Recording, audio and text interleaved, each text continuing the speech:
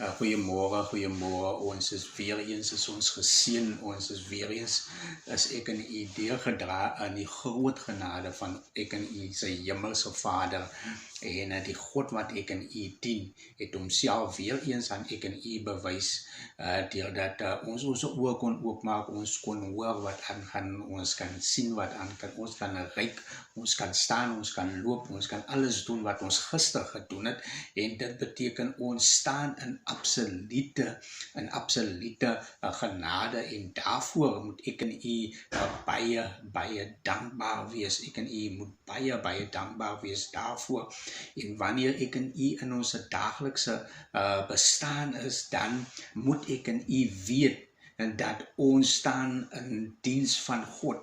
En wanneer ons in diens van God staan, moet ons besef dat, kyk hierso, ek het 'n verantwoordelikheid teenoor my werk, ek het 'n verantwoordelikheid vir dit wat God van my gevra het, en dit bring my by Jesaja 61, en dit lei as die genadejaar van die Here, die genadejaar van die Here, so die opskrif alleen sê vir ek en u, dat genade is weer eens aan ek en u geskink, nie net 'n dag se genade nie, maar 'n jaar van genade, dit wil sê 'n jaar van uiteenlopende genade, wat God dan vir ek en u het, en Jesaja 61, hy sê, so die gees van die Here is op my.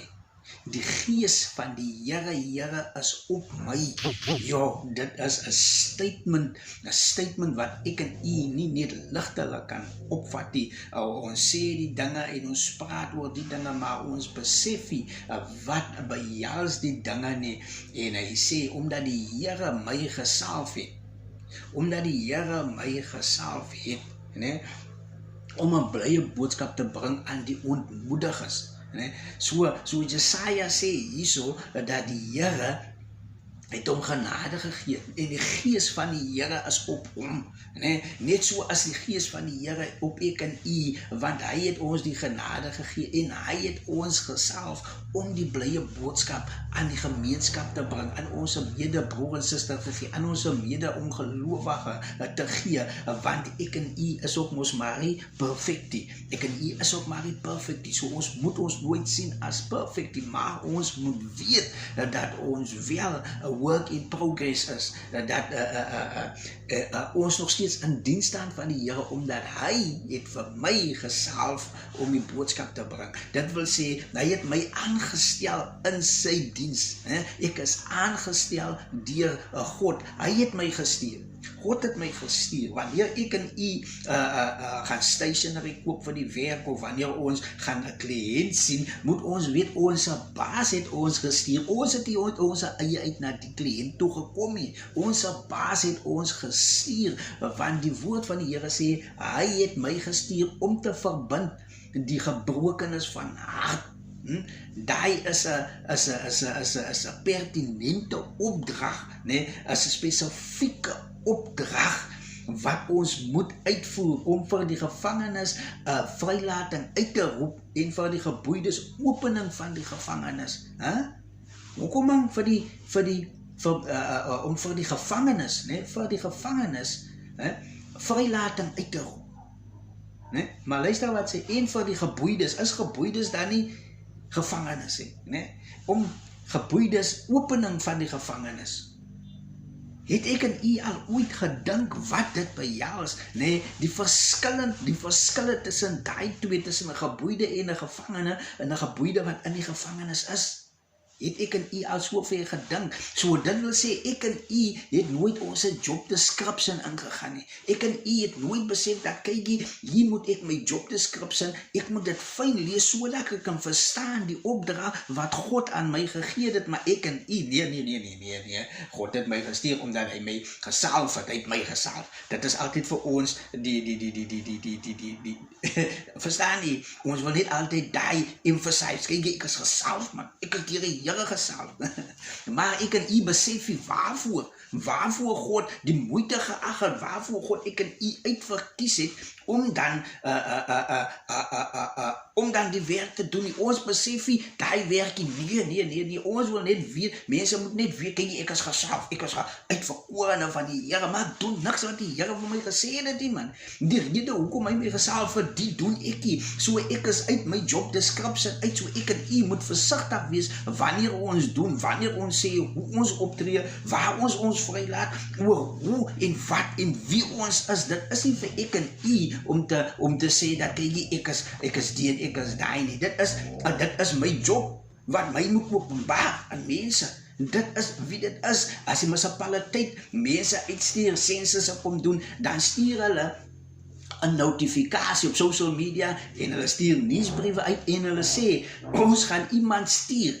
Iemand stuur met 'n blou en wit check sy hemp, gaan ons stuur, nee, met 'n identifikasie in sy hand, nee, identifikasie waaraan u hom kan identify as 'n munisipale werker en om sodoende toegang tot u huis gee, nee, maar wanneer ek en u nie daai het nie, nee, dan kan ons nie ingaan nie. Wanneer ek en u nie in die doel van God beweeg, die kentekens van 'n ware Christen dra nie, kan mense se harte nie oopgemaak word en ons nie die saad kan plant sodat hulle by die koninkryk van God kan kom, sodat ek en u se job description vervul kan word, sodat ek en u se beloning daar is, nee. Het ek en u al ooit daar ingegaan? Het ek en u al ooit besef wat hierdie skrif sê? Want ons sing liedere oor hierdie skrif. Ons sing liedere oor hierdie skrif. Maar weet ons waaroor gaan dit? Vers 2 sê, om uit te roep 'n jaar van die welbehae van die Here.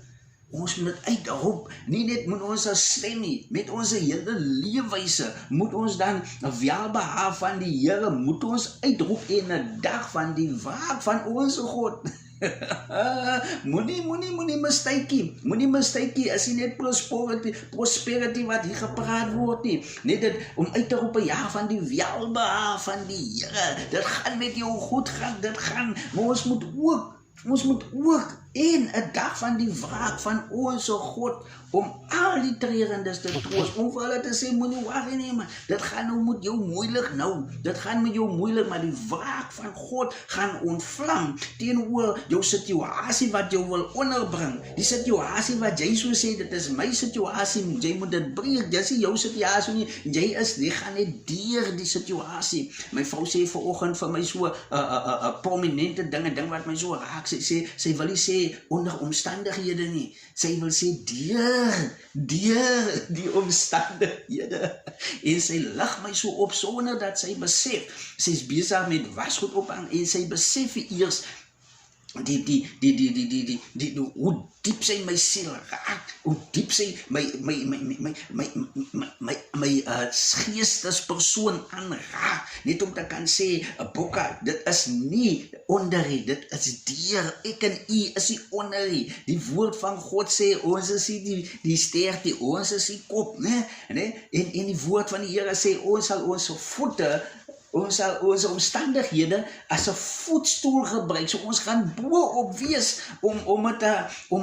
so ek en u is nie onder omstandighede nie. Die dag van die wraak moet ons ook verkondig, nee? En wanneer ons die dag van die wraak ook verkondig, moet ek en u eers kyk, ons moet eers kyk of ek en u nie miskien 'n omstandighede in iemand se lewe is, sodat wanneer die wraak kom, ek en u dit gaan ons tref nie, want ons is 'n omstandighede wanneer mense moet gaan.